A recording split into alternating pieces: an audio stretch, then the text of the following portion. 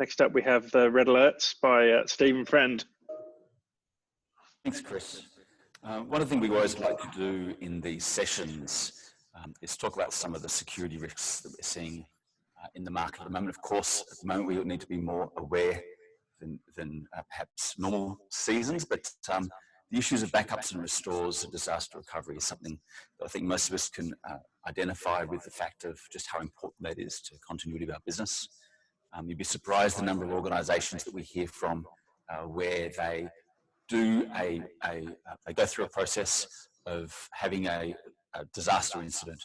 They go to restore backups and then find that there's actually a problem in the restore process. Either there's a problem with the media or it hasn't been backing up in the way that they expect, and they end up with an undesired outcome where they can't access the data that they expected to through that backup process. We actually recommend at the end of these user groups that you go away and talk to your IT team, actually do a test restore, ensure that you can access the data that you believe is being backed up, and just go through that process of validation. Of course, when it comes to disaster recovery, it's also a matter of thinking outside of the box in terms of what you would do if your environmental circumstances change. In the presence of the current crisis, certainly the ability to access remotely, the ability to have environments that you can potentially run up very quickly in the cloud so that you're not reliant upon in-house server environments, or that you've got VPNs and those sorts of things in place are really essential. I'm sure most of us are really focusing on that as a priority.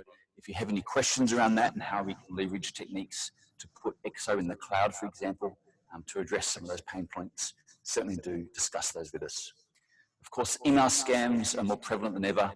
Certainly too that we're seeing a lot at the moment are supplier payment fraud and payroll changes scams. Supplier payment fraud is essentially where you get your AP clerk gets a request from a supplier for a request to change your bank account. Of course, that request isn't from the supplier, it's from an alternative source. And there's this just essentially social engineering that's going on of just trying to trick somebody into making changes that then results in payments being made incorrectly. We've seen the same example with payroll changes. It's very easy on LinkedIn to identify who works for Kilimanjaro Consulting, who their payroll officer is, and send an email on behalf of that client from a random personal Gmail account requesting a change of bank account. And you'd be surprised the number of customers our payroll team have heard from about that very issue. Of course, cybersecurity and notifiable data breaches are also increasing concerns. When it comes to, sorry, just one second.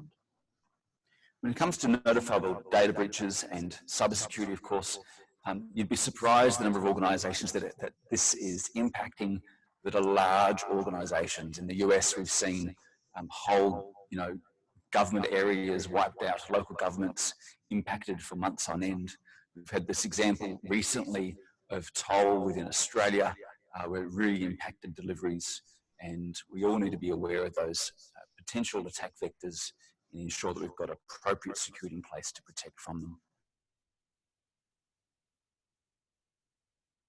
Cybersecurity isn't just, unfortunately, it's become very much real in today's environment that we need to be aware of this, we need to be considering this much in the same way as we do health and safety.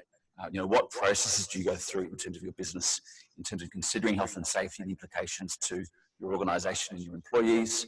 Security and cybersecurity needs to become one of those things that we review on a regular basis. Just like health and safety, it can't be outsourced because that is a directorial responsibility. Notifiable data breach reporting was something that came into play last year within the Australian government. It's, if you're not aware of it, certainly make yourselves aware and ensure that you're educated in terms of your own responsibilities within your organisation. I'm just going to switch presentations now, so just bear with me for one moment.